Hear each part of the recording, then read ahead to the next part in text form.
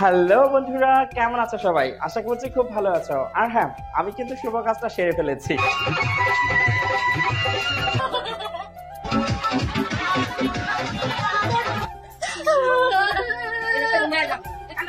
তো তার জন্য তোমাদের জায়গাতে চলে এসেছি। তো বন্ধুরা, আজকের ভিডিও শুরু করার আগে তোমাদেরকে একটা গুড নিউজ দিয়ে দিচ্ছি। আর এই যে ভিডিও শুরুতে যে ট্রেলারটুকু দেখতে পেলে, এটি হচ্ছে আমার বিয়ের আর কি ভিডিও। তো এই ভিডিওর ফুল ভিডিওটা যদি দেখতে চাও, তাহলে এই ভিডিওর কমেন্ট বক্সে এবং ডিসক্রিপশনে আমাদের নতুন একটি ইউটিউব চ্যানেলের লিংক দেওয়া আছে, সেটি হচ্ছে বাবুই এগ্রো। এই চ্যানেলটিতে আমাদের সকল ব্লগিং ভিডিও আপলোড করা হচ্ছে। চাইলে এক্ষুনি ভিডিও ডেসক্রিপশন থেকে লিংকে ক্লিক করে ভিডিওটি দেখে আসতে পারো, অথবা ফার্স্ট কমেন্টে প্রিন্ট করে দেওয়া আছে। আর হ্যাঁ, আমাদের যে পল্লী আলো ইউটিউব চ্যানেলটি রয়েছে সেটিও কিন্তু সাবস্ক্রাইব করতে ভুলো না। কেমন? তো চলো শুরু করা যাক।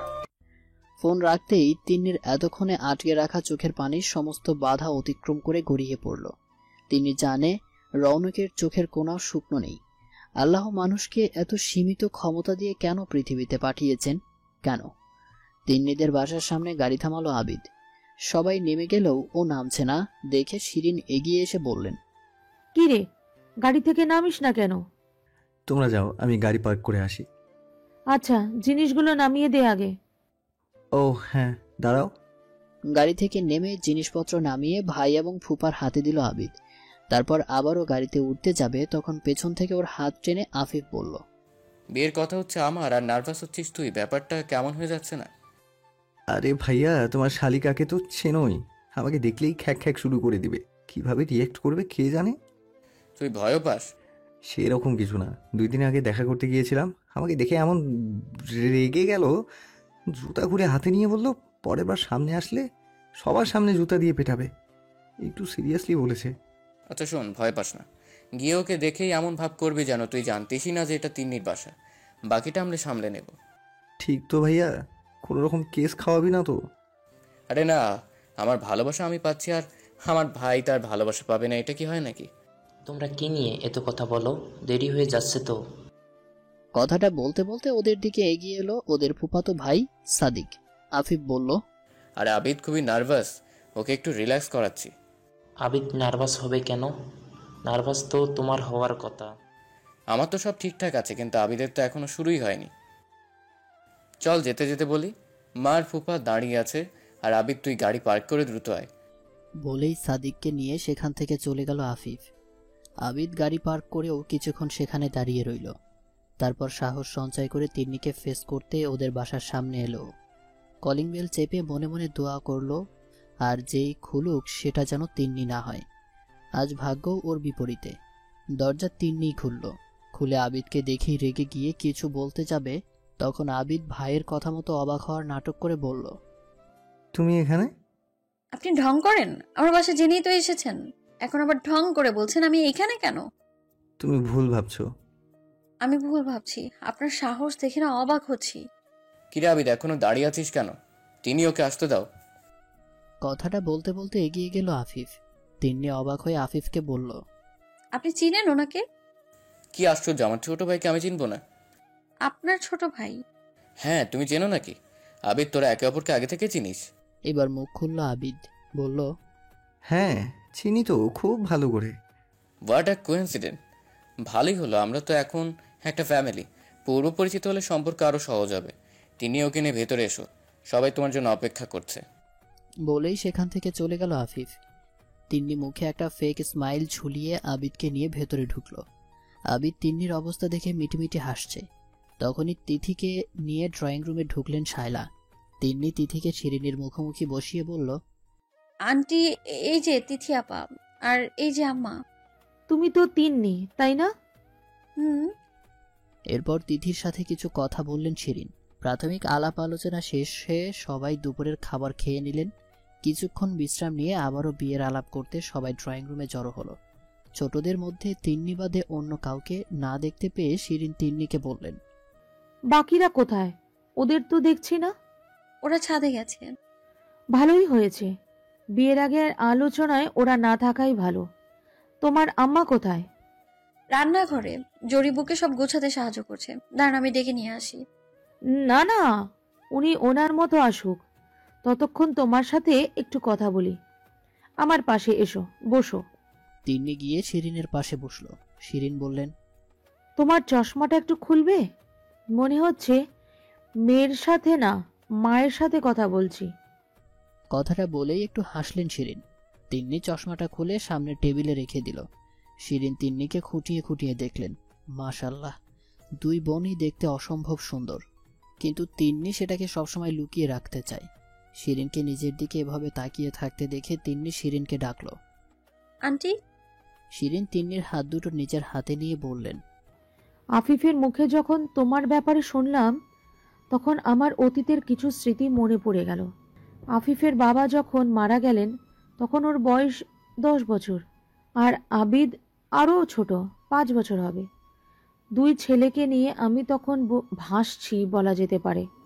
তার উপর বিজনেস সামলানোর মতো কেউ নেই। সুযোগ পেয়ে সবাই নিজেদের আসল রূপ দেখাতে শুরু করলো। ছেলেরা হওয়ার আগে ওর বাবা জোর করে আমাকে অফিসের বিভিন্ন কাজে ইনভলভ করত, কিন্তু সে যাওয়ার পর অফিসে বসার একবারও আমার মাথায় আসেনি। আফিফ সেই বয়সেও ভীষণ বুদ্ধিমান ছিল। আমাকে এসে বলল, আচ্ছা মা, তাড়াতাড়ি বড় হতে হলে কি করতে হবে? সবাই বলে আমি যদি বড় হতাম তাহলে আজ এত সমস্যা থাকতো না। তখন আমার মনে হলো আমার কষ্ট হয় হোক, আমার ছেলেদের অধিকার পাওয়ার জন্য ওদের শৈশব নষ্ট করা অসম্ভব। তখন নিজেকে শক্ত করলাম। বিশ্বস্ত কিছু মানুষের সাহায্যে ওই পরিস্থিতিতে ঘুরে দাঁড়ালাম।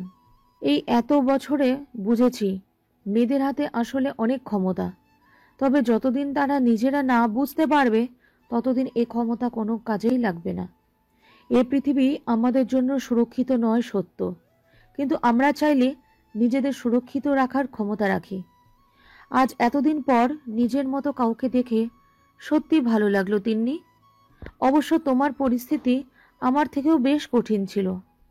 কঠিন সময় কেটে গেছে আন্টি। হ্যাঁ, তোমাকে অভিনন্দন। আপনাকেও।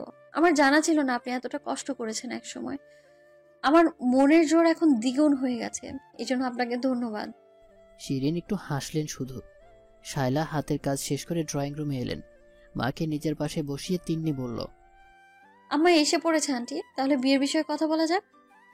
আমি চাইছি আজকে এঙ্গেজমেন্টটা করতে। আপনার কোনো সমস্যা নেই তো বেয়ান? শিরিন মুচকি হেসে তিন্নির দিকে তাকালেন। তিন্নি বলল, আমাদের কোনো সমস্যা নেই আন্টি। আচ্ছা, তাহলে বিয়ের ডেট এবং বাকি অ্যারেঞ্জমেন্ট নিয়ে আলোচনা করা যাক। আপনারা কোনো ডেট ঠিক করেছেন? তিথির বিষয়ে বিবেচনা করে সামনের মাসে 21 তারিখের বোধহয় ঠিক হবে। 21 থেকে 30 তারিখের মধ্যেই বিয়ের সমস্ত অনুষ্ঠান হয়ে যাবে। কি বলো? আমাদের কোনো আপত্তি নেই আন্টি। আমিও মনে মনে ওই ডেটগুলোই ভাবছিলাম। একটা বিয়ের প্রস্তুতি নিতে তো সময় প্রয়োজন, এই সময়ের মধ্যে সবকিছু হয়ে যাওয়ার কথা। এখন সমস্যা হচ্ছে ভেন্যু নিয়ে। আমার এখানে ছোট্ট একটা রিকোয়েস্ট আছে আন্টি। বলো। আসলে আমাদের বেশিরভাগ আত্মীয় স্বজন গ্রামে থাকে, আর আপার বিয়ে নিয়ে আবার অন্যরকম একটা চিন্তা ছিল। আসলে গ্রামের সবাই আমাদের খুব ভালোবাসে, তাদের ছেড়ে আপার বিয়ে দিলে না তারা খুব কষ্ট পাবে, আর সবাইকে ঢাকায় আনাও সম্ভব না। আমি চাইছি বিয়ের যাবতীয় অনুষ্ঠানগুলো যদি আমাদের গ্রামে হতো। আপনারা বৌভাত ঢাকায় তো করবেনই, আর বরযাত্রী যতজনই হোক তাদের থাকার ব্যবস্থা না হয় আমি করতে পারবো, কোনো অসুবিধা হবে না। তুমি যা বলছো ঠিক, তবে আমার একটু বাকিদের সাথে আলোচনা করতে হবে। ওর ফুপু আজ আসতে পারেনি। আমার ভাই বোনেরাও বাংলাদেশে থাকে না। ওদের সাথে কথা বলে আমি তোমাকে জানাই। অবশ্যই আন্টি। ওদের ডেকে নিয়ে আসো, আংটি বদল করে ফেলি। তিন্নি সানভিকে ওদের ডেকে আনতে পাঠালো। তোর কি মনে হয় রাইসা, রৌনক ভাই আর তিন্নির মধ্যে কিছু চলছে? ছাদে এসে তিথিকে আবিদ আর তিন্নির ব্যাপারে সবটা জানিয়েছে আফিফ। এতক্ষণ সেগুলো নিয়ে আলোচনা করছিল ওরা। হুট করেই তিথির কয়েক বছর আগের একটা ঘটনা মনে পড়ে গেল। তিন্নি তখন ক্লাস 6-এ পড়ে। সে সময় রৌনক বেশ ঘন ঘন ওদের বাড়িতে যেত। একদিন ছাদে তিন্নি রৌনককে প্রপোজ করেছিল। যদিও ব্যাপারটা অতটা সিরিয়াস ছিল না, তিন্নি এসে বলল, রৌনক ভাই আমার সাথে প্রেম করবে?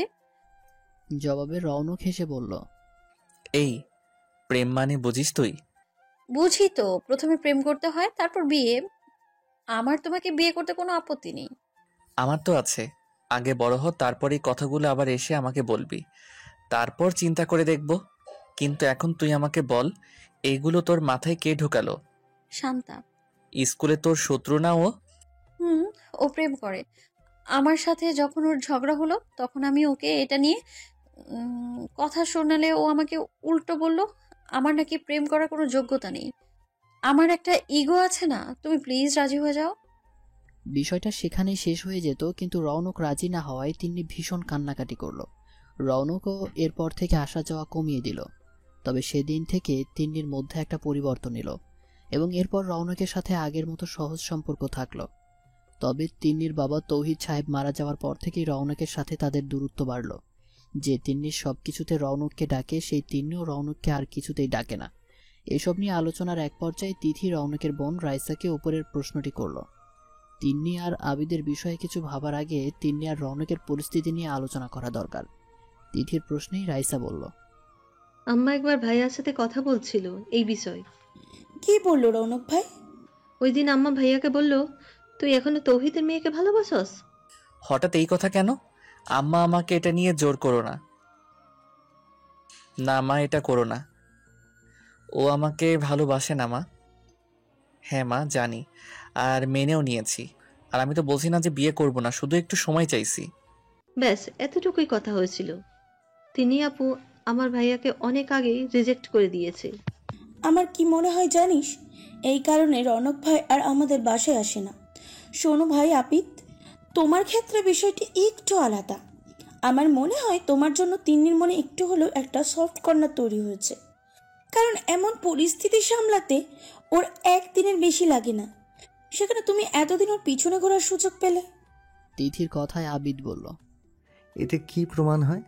শোনো, আমি আমার বোনকে ভালো মতোই চিনি। ও যতক্ষণ কাউকে নিজে থেকে সুযোগ না দেয়, কারোর ক্ষমতা নেই ওর সুযোগ নেবে। মানে তুমি বলছো আমার একটা চান্স আছে? মনে হয়, তবে শিওর বলতে পারছি না। আপাতত নিচে ডাকছে। সানভীর ডাকে সেখানেই আলোচনা থামাতে বাধ্য হলো ওরা। আপাতত নিচে যেতে হবে ওদের। এই আলোচনা পরেও করা যাবে। অবশেষে 5 বছরের অপেক্ষার অবসান ঘটিয়ে পরিবারের সদস্যদের উপস্থিতিতে আফিফ আর তিথির এঙ্গেজমেন্ট কিছুটা আগে সম্পন্ন হয়েছে। সবাইকে বেশ খুশি লাগছে। তবে সবথেকে বেশি খুশি হয়েছে আফিফ আর তিথি। আংটি বদলের পর সবাই বিয়ের বিষয়ে আলোচনা করছিল। এরই মাঝে তিন্নির ফোন বেজে ওঠায় আলোচনা ছেড়ে উঠতে হলো তিন্নিকে। ইফতেখারের নাম্বার থেকে ফোন এসেছে।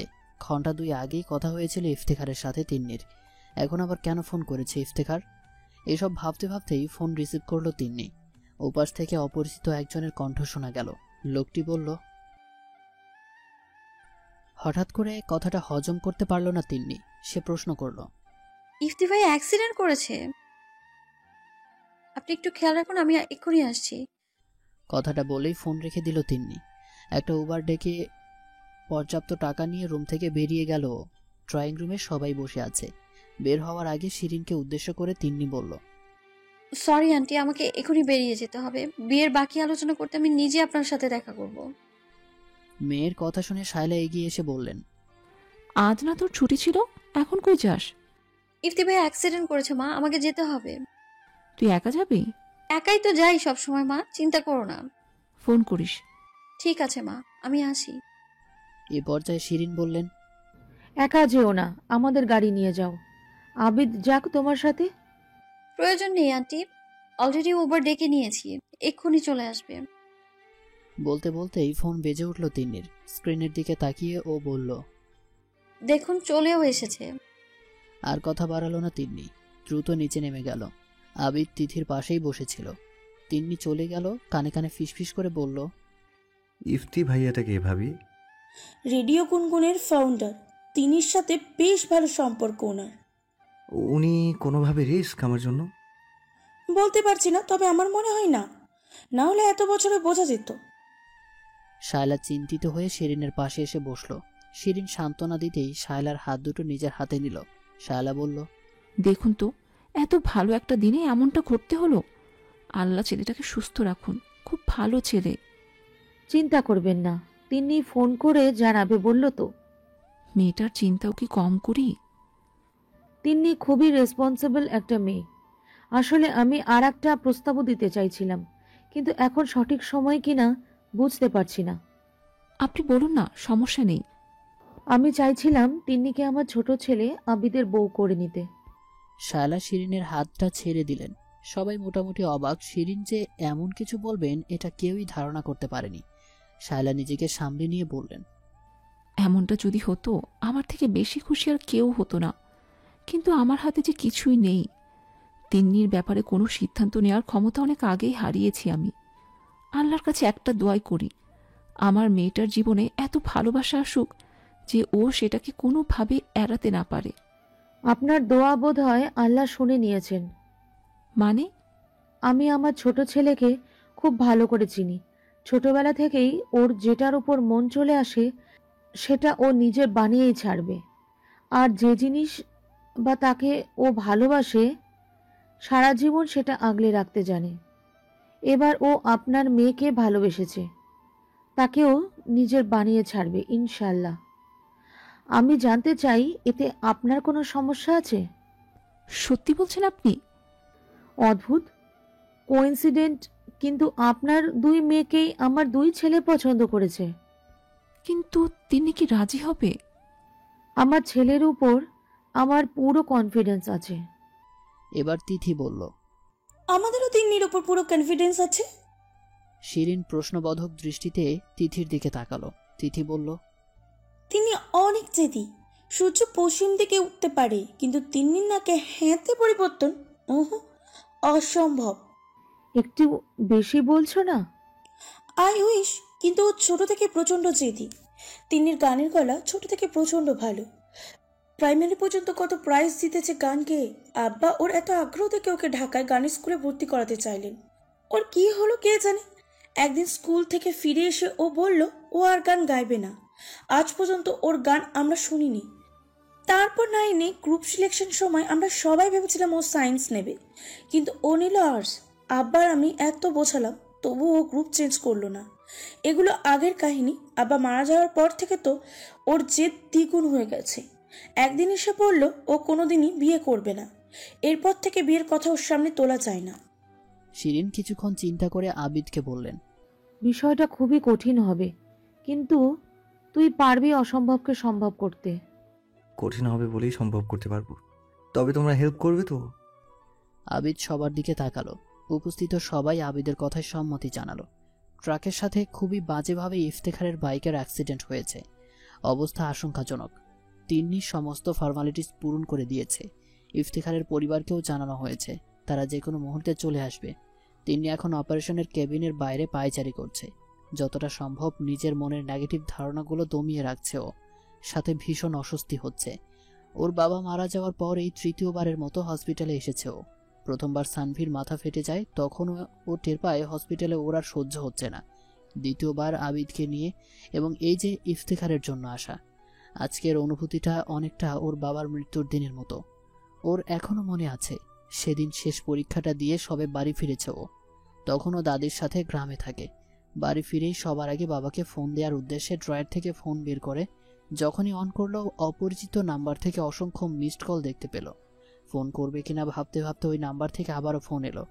ও 7-5 ভাবতে ভাবতেই ফোন রিসিভ করলো। ওপাশ থেকে একজন জানালো ওর বাবা অ্যাক্সিডেন্ট করেছে, মাথায় ভীষণ আঘাত পেয়েছে, হসপিটালের খুবই ক্রিটিক্যাল অবস্থায় আছেন। যে ভদ্রলোক ফোন দিয়েছেন তিনি ওর বাবার কলিগ। হসপিটালে আনার সময় ওর বাবাই ভদ্রলোককে তিন্নির নাম্বার দিয়ে বলেছিলেন কিছু হলে যেন একমাত্র তাকেই জানানো হয়। তিন্নি আর এক মুহূর্ত দেরি করেনি। গ্রামের এক ভাইয়ের গাড়ি নিয়ে তখনই রওনা দিয়েছে। তখনও তিন্নি টিউশনি করত, বৃত্তিও পেত, আর মাসে মাসে বাবাও কিছু খরচ পাঠাতো। সমস্ত টাকায় তিন্নি অল্প কিছু খরচ করে জমিয়ে রাখত। কত জমেছিল জানে না তিন্নি, কিন্তু সেদিন ঠিক ওই টাকাগুলোর সবটাই খরচ হয়েছিল। এর কমও না বেশিও না। তিন্নির মনে হয় হয়তো সেদিনের জন্যই ওই টাকাগুলো জমিয়েছিল। সেদিন রাস্তাও শেষ হচ্ছিল না। প্রায় 4 ঘন্টা জার্নি করে যখন হসপিটালে পৌঁছালো তখন ওর বাবার জ্ঞান ফেরেনি। কিভাবে কি করতে হবে ও কিছুই বুঝতে পারল না। শেষ পর্যন্ত ও রৌনককে ফোন দিয়েছিল। রৌনককে সাথে নিয়ে সমস্ত ফর্মালিটিস পূরণ করেছিল। সেদিনের প্রতিটি দৃশ্যই মানসপটে ভেসে ওঠে তিন্নির। তবে ইফতেখারের পরিবার এসে যাওয়ায় সেটাকে এড়ানোর উপায় পেয়ে গেল। ইফতেখারের পরিবার বলতে ওর বাবা মা আর ছোট ভাই। ইফতেখারের মা এসে তিন্নির দুহাত ধরে বিচলিত কণ্ঠে বললেন, আমার ছেলেটার কি অবস্থা, কই ও? তিন্নি হঠাৎ কিছু বলতে পারল না। তিন্নিকে চুপ থাকতে দেখে ইফতেখারের বাবা এগিয়ে এসে বললেন, চুপ করে থেকো না, বলো কিছু। আঙ্কেল, আপনাদের শক্ত হতে হবে। ডক্টর বলেছেন অবস্থা আশঙ্কাজনক, যে কোনো কিছু হয়ে যেতে পারে। আল্লাহকে ডাকুন ইফতি ভাই যেন সুস্থ হয়ে ওঠে। কিভাবে কি হলো? তুমি ছিলে ওর সাথে? না, আমি বাসায় ছিলাম। একজন ফোন করে আমাকে জানালো ট্রাকের সাথে ইফতি ভাইয়ের বাইকের অ্যাক্সিডেন্ট হয়েছে। হেলমেট ভেঙে মাথায় ঢুকে গেছে, এই জন্য অপারেশন করতে হচ্ছে। তিন্নির কথা শুনে ইফতেখারের মা ফুলরে বসে পড়লেন। ইফতেখারের বাবা এগিয়ে স্ত্রীকে ধরলেন। তিন্নি ইফতেখারের ভাইয়ের দিকে এগিয়ে এসে বললে, ইমতি, তোর বাবা মাকে সামলা, তোকে শক্ত থাকতে হবে তো। আল্লাহর রহমতে ইফতি ভাইয়ের কিচ্ছু হবে না। সামনে খুবই কঠিন পরিস্থিতি আসবে, তোকেই তো সামলাতে হবে সব। আপা, ভাইয়া ঠিক হবে না? তিন্নি কোনো কথা খুঁজে পেল না। ওর অস্বস্তি বাড়ছে। ও অপারেশন কেবিনের বাইরে শক্ত হয়ে দাঁড়িয়ে রইল। হে আল্লাহ, ইফতিখার ভাইকে তুমি সুস্থ করে দাও। বারবার এই দোয়াই করতে লাগলো। তিন্নির বাসায় ফিরতে রাত 2:30টার মতো বাজলো। শায়লা তখনও জেগে। তিন্নিকে দেখে তিনি বললেন, কিরে, ফোন দিলি না তো? ইফতেখারের কি অবস্থা এখন? এখন কথা বলবো না আম্মা, সকালে আবার বেরোতে হবে। তুমি ঘুমিয়ে পড়ো, আমি খুব ক্লান্ত। আর একটা শব্দও করতে পারল না তিন্নি। সোজা নিজের রুমে ঢুকে দরজা বন্ধ করে দিল। আজ ওর সত্যি বড় ক্লান্ত লাগছে। আজ দায়িত্বের বোঝাটা যে আরো ভারী হয়ে উঠেছে। বাথরুমে ঢুকে ট্যাপ ছেড়ে দিল তিন্নি। এখন একটু কাঁদা যে খুব দরকার ওর। বারবার বাবার মৃত্যুর দিনের কথা ওর মনে আসছে শুধু। সেদিন ওর বাবার জ্ঞান ফিরেছিল কিছুক্ষণের জন্য। সে সময়টা তিন্নি তার কাছে ছিল। যাওয়ার সময় শেষ কিছু কথা মেয়েকে তিনি বলে গিয়েছিলেন। বলেছিলেন, আমার আয়ু বোধহয় ফুরিয়ে এসছে মা। আজ পর্যন্ত তোর একটা ইচ্ছেও পূরণ করতে পারিনি। সবসময় তুই আমাকে তোর যোগ্যতা অনুযায়ী সাহায্য করে গেছিস। আমার মেয়ে নয়, বন্ধু হিসেবে পাশে পেয়েছি। যা পুরো দুনিয়ায় কাউকে বলা যাবে না তা তোকে বলতে পেরেছি। তুই আমার কাছে সব থেকে শান্তির জায়গা। যখনই কোনো বিপদে পড়েছি তুই আমাকে সাহস দিয়েছিস। আমার মনে হতো আমরা দুজনে মিলে অসাধ্য সাধন করতে পারবো। আমার প্রায়ই বলে তুই আমার মতোই হয়েছিস। এই জন্য আমার তোকে নিয়ে মাঝে মাঝে খুব ভয় হতো। কিন্তু তুই আমার মতো একদমই না, আমার থেকে অনেক বেশি স্ট্রং। আমি তোকে ছাড়া চলতে না পারলেও তুই আমাকে ছাড়া ঠিকই চলতে পারবি, সাথে বাকিদেরও সামলাতে পারবি। আমাকে মাফ করে দিস মা। আমি তোর জন্য কিছু করতে পারলাম না, উল্টো তোর উপর সমস্ত দায়িত্ব দিয়ে তোকে একা ফেলে চলে যাচ্ছি। আমি জানি তুই নিজের রাস্তা নিজে বাড়ানোর যোগ্যতা রাখিস, কিন্তু ওরা আমার উপর থেকে সব কিছুর জন্য নির্ভরশীল। আজ থেকে আমার জায়গাটা তোকে নিতে হবে। তুই তো সবই জানিস, নতুন করে কিছু বলার নেই তোকে। সব এখন তোর ওপর। জানি সামনে অনেক কঠিন সময়, এটাও জানি তুই ছাড়া এই সময়টা পার করার ক্ষমতা কারণ নেই। কথাগুলো শুনে ওখানে আর থাকতে পারেনি রৌনক। সেখানে রেখে ক্যাবিন থেকে বেরিয়ে এসেছিল। শায়লা আর তিথিও এসেছিল। ওদের আবার বাসায় পাঠিয়ে রৌনক আর তিন্নি ছিল তৌহিদ সাহেবের কাছে। সেদিনও বারবার করুণাময়ের কাছে নিজের বাবার জীবন ভিক্ষার চেয়ে দোয়া করেছিল, কিন্তু সেটা কবুল করেনি আল্লাহ। রৌনক এসে যখন ওকে ডাকলো ততক্ষণে তৌহিদ সাহেবের অবস্থার অবনতি হয়েছে। ডাক্তার দেখছিলেন তাকে। কিছুক্ষণ পর বেরিয়ে বললেন তৌহিদ সাহেব আর নেই। তারপরের সময়টা কেমন ছিল তিন্নির জন্য তা শুধু তিন্নি আর আল্লাহই জানেন। বাবার লাশ নিয়ে ও একা গ্রামের বাড়িতে এসেছিল। রৌনক আসতে চেয়েছিল ওর সাথে, কিন্তু তিন্নি ওকে তিথিদের আনতে পাঠিয়েছে। শেষ সময়টা ও একা ওর বাবার সাথে কাটাতে চেয়েছিল। নিজের না বলা কত কথা সেদিন বাবাকে বলেছিল। সেসব কথা কি শুনতে পেরেছিল তৌহিদ সাহেব? এসব কথা ভাবতে ভাবতে গোসল শেষে বেরিয়ে এলো। ভেজা চুল থেকে টপ টপ করে পানি পড়ছে। এখন চুল মুছতে ইচ্ছে করছে না তিন্নির। খাটে হেলান দিয়ে ফ্লোরে বসে পড়ল। একটু আগে ইফতেখারের কথাগুলো মাথায় ঘুরপাক খাচ্ছে ওর। আজও কতগুলো দায়িত্ব নিজের কাঁধে নিয়ে বাড়ি ফিরেছে ও। একটু আগে হসপিটালে যখন ইফতেখারের জ্ঞান ফিরল তখন তিন্নি ইফতেখারকে দেখতে চায়নি। সবসময় হাসি খুশি দেখা ইফতেখার ভাইকে এভাবে হসপিটালের বেডে শুয়ে থাকতে দেখতে ভালো লাগবে না ওর। কিন্তু ইমতিয়াজ সাহেব যখন বলল ইফতেখার ওর সাথে দেখা করতে চায় তখন ওকে যেতেই হলো। ইফতেখারের আপাদ মস্তক ব্যান্ডেজে ঢাকা। চোখ দিয়ে ইশারা করে কাছে আসতে বলল তিন্নিকে। বেশি জোরে কথা বলা সম্ভব না ওর পক্ষে। ইফতেখারের মা সরে গিয়ে তিন্নিকে বসার জায়গা করে দিল। তিন্নি গিয়ে ওর পাশে বসে বলল, কেমন আছো এখন ইফতি ভাই? ইফতেখার কিছুক্ষণ তিন্নির দিকে তাকিয়ে রইল, তারপর ধীরে ধীরে বলল, আজ যদি তোকে কিছু কথা না বলি আর কোনোদিনও তা বলা হবে না। যে কথাগুলো বলতে আমি কোনোদিনই সাহস করে উঠতে পারিনি, আজ সেগুলো বলতে আর কোনো বাধা নেই।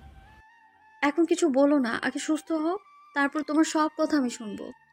সে দিনটা আর আসবে না। মিথ্যা আশ্বাস তো তুই কাউকে দিস না, আমাকে দিচ্ছিস কেন?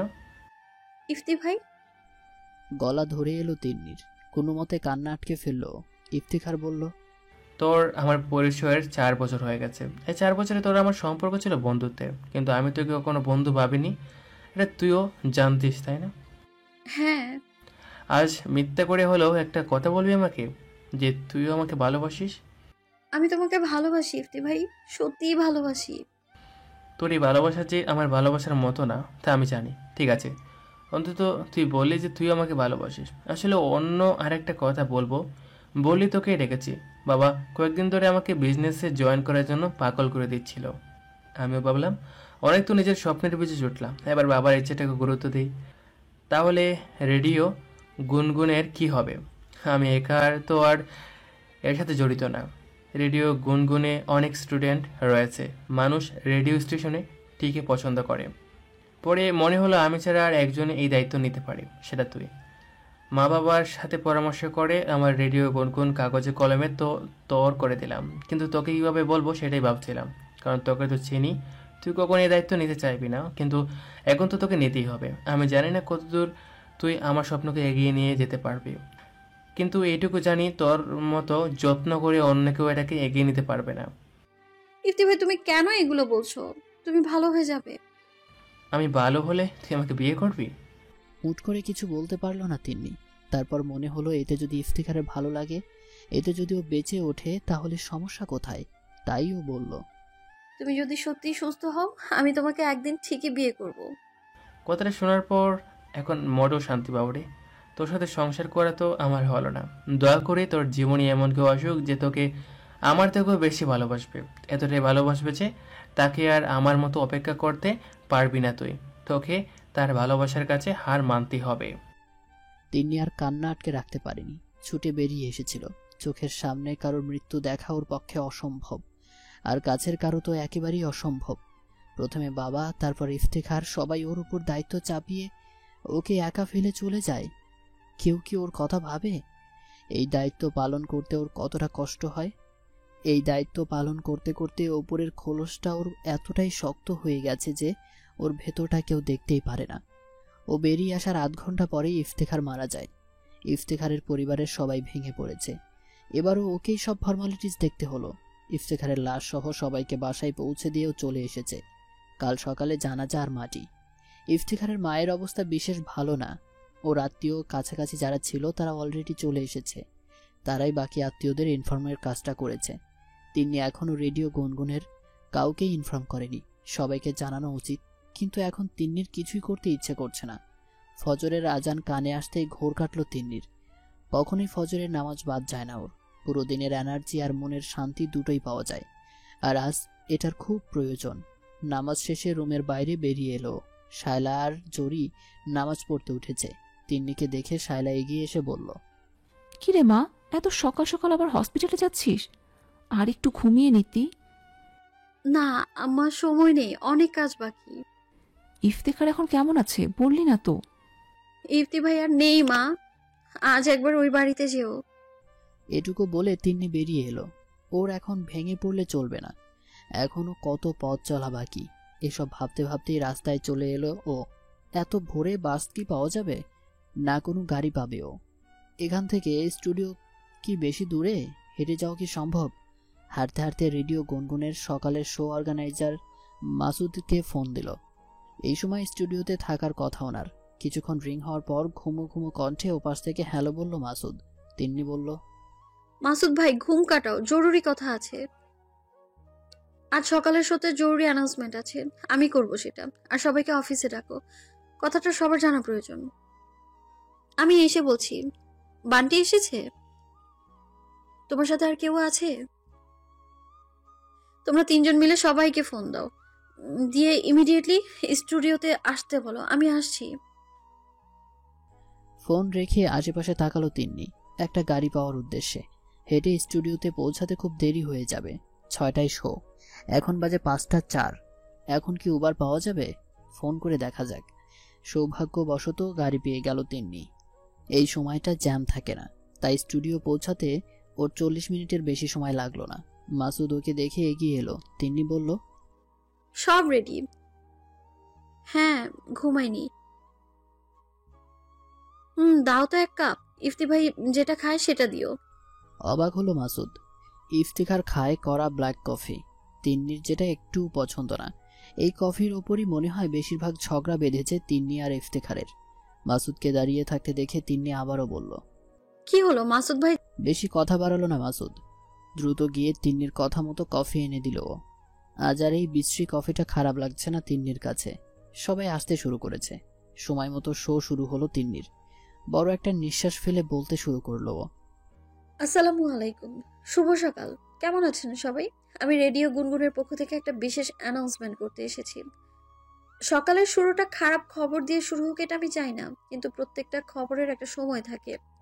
সঠিক সময়ে সঠিক খবরটা সবার মাঝে পৌঁছে দেওয়া জরুরি।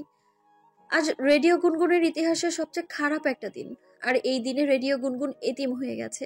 হ্যাঁ, আমাদের রেডিও গুনগুনের ফাউন্ডার এবং অন্যতম জনপ্রিয় একজন আরজে, আমাদের সবার প্রিয় ইফতেখার ভাই আমাদের মাঝে আর নেই। রেডিও গুনগুন তার সন্তানের মতো ছিল। আমি নিজেকে ভীষণ ভাগ্যবান মনে করি যে তার এই জার্নিটা আমি তার সাথে থাকতে পেরেছি। আমি জানি কত রাত দিন কত পরিশ্রম করে ইফতি ভাই এই রেডিও প্রতিষ্ঠিত করেছেন। আমি এটাকে শেষ হতে দিব না, তবে আমার কিছু সময় চাই। আশা করি সব সময়ের মতো আপনাদের আমরা পাশেই পাবো। আমাদের সবকিছু সামলাতে একটু সময়ের প্রয়োজন, বেশি সময় আমরা নিব না। ইফতি ভাই মৃত্যুর সময় আমায় বলে গেছেন তার রেডিও গুনগুন যেন বন্ধ না হয়। আমাদের শোগুলো সবসময় আপনাদের মন ভালো করার জন্য, আর অন্য কারো মন ভালো করতে হলে তো আগে নিজের মনটা ভালো রাখা দরকার, তাই না? আমরা কবে ফিরবো সেটা এই মুহূর্তে বলা আসলেই সম্ভব না, তবে আমাদের অফিসিয়াল ফেসবুক পেজে জানিয়ে দেওয়া হবে। আপাতত সবাই ইফতেখার ভাইয়ের জন্য দোয়া করবেন। আল্লাহ হাফেজ। কথাটা শেষ করে বেরিয়ে এলো তিন্নি। সবাই থ মেরে বসে আছে। এমন খবরের আশা কেউ করেনি। ইফতিখারকে কবর দেওয়া হয়েছে একটু আগে। তিন্নি ইফতিখারের মায়ের সাথে বসে আছে। তিনি ভীষণ ভেঙে পড়েছেন। কাঁদতে কাঁদতে বেহুশ হয়েছেন অনেকবার। আপাতত তিন্নি ওনাকে সামলে নিয়েছেন। একটু আগে এ বাড়ির মানুষের কোলাহল আর কান্নায় পরিপূর্ণ ছিল, কিন্তু কবরের সাথে সাথে সব কেমন শুনশান নীরবতায় পরিবর্তন হয়েছে। মানুষের জীবন মৃত্যুর কোনো নির্দিষ্ট সময় থাকে না। আল্লাহ যখন ইচ্ছা মানুষকে দুনিয়ায় পাঠান, আবার তার ইচ্ছাতেই দুনিয়া থেকে নিয়েও যান। একটা মানুষ পৃথিবীতে আসলে সবাই যত খুশি হয়, তার থেকেও বেশি কষ্ট সবাইকে দিয়ে সেই মানুষটি পৃথিবী থেকে বিদায় নেয়।